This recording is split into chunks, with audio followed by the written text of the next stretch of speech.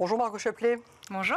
Bienvenue dans Smart Woman. Merci. Alors Margot, vous savez que je réalise des portraits, donc des interviews portraits de dirigeantes d'entreprises dans tous les secteurs d'activité, dans tous les territoires pour montrer la diversité, pour montrer la richesse de ce que nous avons en termes de tissu économique avec des femmes aux manettes.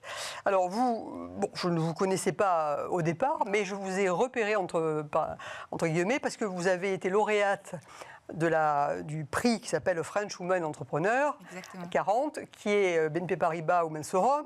Et donc, j'ai vu que vous dirigiez effectivement une ETI. Alors, vous co-dirigez, votre père était encore présent, vous co-dirigez une ETI qui est en Loire-Atlantique, qui s'appelle DC et qui commercialise donc des menuiseries extérieures. Vous allez bien sûr nous en parler. Mais bon, commençons par le début, toujours pareil. Racontez-nous le début de l'entreprise.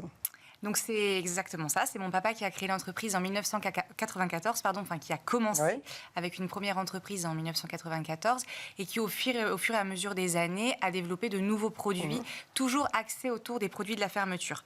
Donc tout sauf les menuiseries, les fenêtres et les portes d'entrée. C'était un homme de commerce et il avait envie d'être autonome en fait dans sa manière de fabriquer, de pouvoir livrer ses clients, de distribuer ses produits et c'est pour ça qu'il s'est lancé dans l'aventure.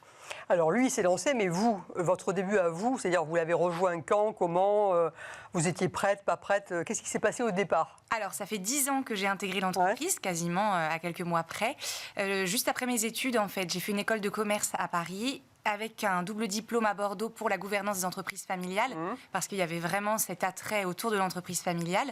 Et puis, à la suite des études, en fait, mon papa disait, je vais prendre ma retraite, j'aimerais partir dans pas trop longtemps. Donc, il fallait arriver vite, finalement. Donc, j'ai pas eu d'expérience professionnelle en dehors de l'entreprise, exactement. Mais en fait, au contact de mon père, j'ai évolué dans l'entreprise. Et vous êtes entrée donc dans une fonction qui était... Dans quel métier vous étiez au départ? Parce plutôt au départ, à la communication. Pas dirigeante. Non, pas du tout. Ah non, puis alors j'étais loin de ça. Plutôt à la communication, parce que c'est vraiment quelque chose qui manquait. Il y a un vrai souci générationnel finalement entre nous. Et les évolutions en termes de communication, mon papa les a pas du tout suivies. Donc il fallait mettre un petit peu un booster là-dedans, exactement. Donc on a commencé par ça. Et puis le service commercial où j'assistais en fait l'assistante de mon papa, qui est aujourd'hui notre directrice commerciale, au quotidien. Et puis à un moment, je me suis dit, il faut que je prenne mon envol aussi finalement. Voilà, ça c'est bien. Indépendance. Combien de temps après être entré dans l'entreprise, parce que donc on a compris que vous étiez formaté entre guillemets dans le bon sens du terme pour prendre la succession. Donc ça, il n'y avait pas d'ambiguïté là-dessus. Vos études étaient tournées vers ça. Donc bon. Mais combien de temps après être entré, vous avez considéré qu'il fallait que vous preniez votre envol? Il s'est passé à peu près 4 ans. 4 ans. Oui, pour changer de bureau en fait, pour prendre mon bureau solo. C'est ça, 4 ans. Et alors à ce moment-là, vous avez pris parce que finalement, vous avez apporté à ce moment-là des compétences. Alors, vous avez commencé à le dire avec la communication, qui n'était pas l'esprit de votre père à ce moment-là. Mais qu'est-ce que vous avez apporté, vous, vraiment de nouveau et de mobilisateur dans l'entreprise? Donc, on a créé un vrai service communication, déjà, où moi, je n'en faisais plus partie. Vous avez vraiment un vrai service de personnes qui s'occupent que de ça, et encore aujourd'hui, et qui a évolué. Et puis, moi, je me suis plutôt axée, en fait, sur les sujets plus généraux de l'entreprise, qui permettaient à mon papa de se détacher aussi. Donc, tout ce qui était finance, mais aussi production, d'être au contact des responsables de production, parce que nous avons un responsable par site de production. Donc, il y avait aussi besoin pour eux, en fait, qu'ils aient des liens avec la direction au quotidien. Donc, c'est aussi sur ces sujets-là que je me suis vraiment concentrée. La partie commerciale, je l'ai toujours laissée de côté, parce que c'est vraiment le là dada. que votre père intervient. Exactement. Bien sûr, d'accord. Et donc, vous avez vraiment fait bouger l'entreprise par rapport à ce qu'elle était. Quand vous avez donc pris cet envol, comme vous dites, à l'intérieur de l'entreprise, donc maintenant ça fait 6-7 ans, 6-7 ans à peu près, donc vous allez nous parler, vous allez nous donner un petit peu la carte d'identité de DC aujourd'hui, mais finalement, donnez-nous aussi l'évolution de l'entreprise dans ces 6-7 ans. Elle a gagné des nouveaux marchés, des nouveaux pays, elle a créé des sites de production. Qu'est-ce que vous avez fait vraiment? Alors déjà, il y a eu la crise Covid. Oui, ça commence par là. Voilà, en fait, aujourd'hui, on parle de ça en premier. Ça a été un sacré accélérateur chez nous parce que notre chiffre d'affaires a vraiment été multiplié. Tous les Français refaisaient les maisons. Exactement. On est devenu un produit de décoration. Avant, on était un produit de protection. On est devenu un produit de décoration. Les personnes qui achètent un portail ou même des volets il y a un vrai choix esthétique qui est mis derrière ça, en fait. C'est plus juste du pratico-pratique. Donc, il y a eu ça. On a aussi construit de nouvelles usines, du coup, parce que beaucoup de volume à traiter.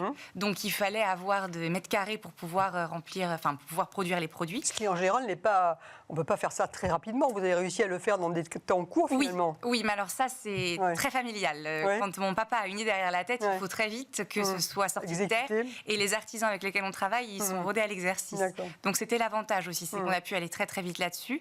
Et puis, en fait, on a développé avec de nouveaux secteurs, d'aller à la conquête de nouveaux territoires, finalement. Tout en préservant les clients que nous avions sur nos secteurs historiques. Parce qu'il ne faut pas non plus... Enfin, c'est très bien d'aller chercher du volume, mais il faut aussi continuer à servir les clients correctement. La qualité est très importante. Aujourd'hui, combien de salariés, combien de sites, chiffre d'affaires, les grands signes? Alors aujourd'hui, on est 350 collaborateurs. On a baissé un petit peu suite à la crise Covid, parce qu'on a eu quand même un recul dans le monde du bâtiment. Exactement. On a clôturé en 2024 à environ 61 millions de chiffre d'affaires, et on a 3 sites de production.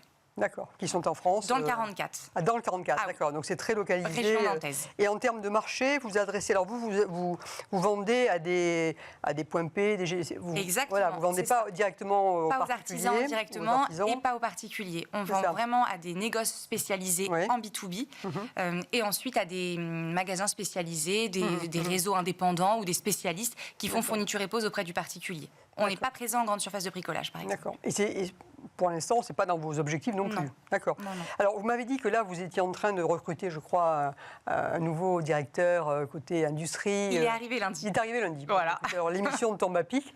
Donc aujourd'hui, finalement, alors on comprend que votre père est toujours là. On redira un mot quand même sur le côté, justement, transmission, parce que c'est important. Mais quels sont vos défis aujourd'hui? Pour vous, les enjeux majeurs de l'entreprise, quels sont-ils? Alors, il y en a plusieurs. Aujourd'hui, déjà, de retrouver une certaine stabilité au sein de l'entreprise, parce que la crise qu'on a vécue avec la Covid, on a été très, très haut dans plein de choses, finalement, sauf que grandir si vite, pour rééquilibrer ensuite, c'est un petit peu plus compliqué. Donc, on a aujourd'hui un grand travail de stabilité à faire en interne.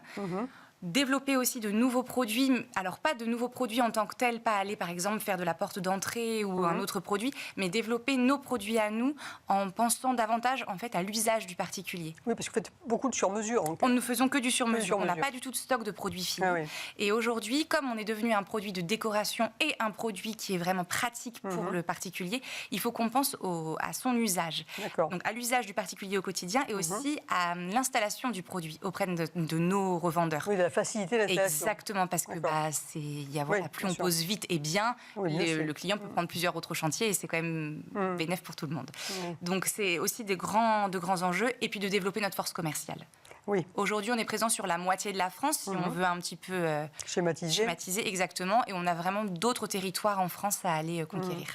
Et vous me disiez que vous avez justement des enjeux RH, et vous avez d'ailleurs pris conscience à quel point toute la fonction RH conçue un petit peu différemment pouvait aussi apporter à l'entreprise. Exactement, oui. Et puis autour de nombreux projets avec la RSE ou ce genre de choses, on n'était pas du tout axé là-dessus, en fait, il y a quelques années, et on s'est un peu forcé à aller voir ce que c'était, et au final, on a pris énormément de plaisir à travailler dessus et de créer des groupes de travail en interne qui continuent en fait à évoluer vers des choses très intéressantes. Bien sûr.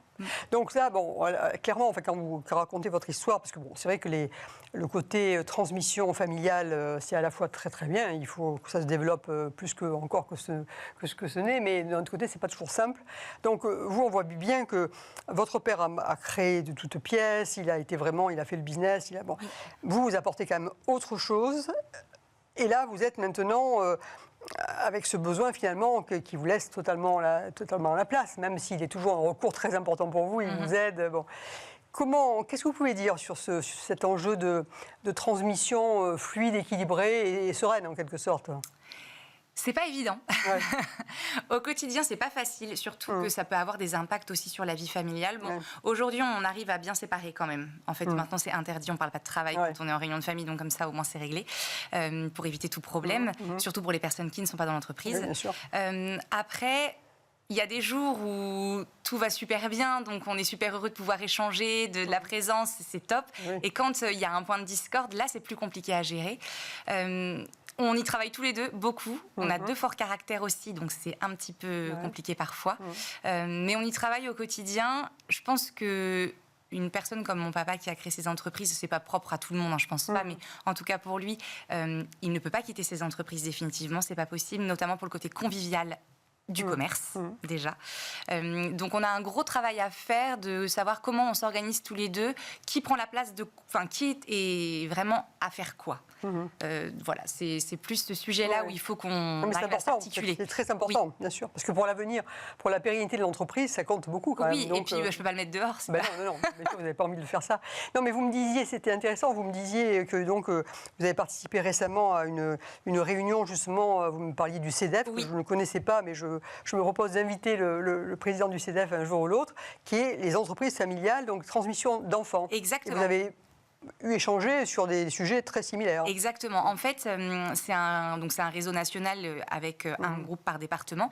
Et dans les entreprises qui interviennent aujourd'hui dans le réseau du 44 dont je fais partie, l'animateur est l'entreprise Charrier Germain Émile. Et c'est une très grosse entreprise de BTP en fait, dans notre région. Et c'est super intéressant parce qu'ils sont rendus à la 5e génération. Ah oui, bien sûr. Donc l'échange est très très riche en fait. On apprend beaucoup de choses. Et hier, on a fait une fresque sur l'entreprise familiale. On en apprend énormément. Et en fait, on a tous des histoires très différentes, que ce soit dans le même milieu ou pas. Finalement, c'est c'est passionnant et puis en même temps c'est très important parce que la transmission est très... on a besoin que les affaires se transmettent, qu'elles grandissent. On n'en a pas suffisamment des ETI, donc voilà. Écoutez, en tout cas, bravo. Merci. Tous mes voeux de succès. Merci et donc beaucoup. dans cet envol qui va continuer, qui va se poursuivre et vous avez une légitimité totale. Ne vous posez jamais de questions sur votre légitimité parce que vous l'avez. Merci beaucoup. Merci beaucoup Margot. Au revoir. Merci.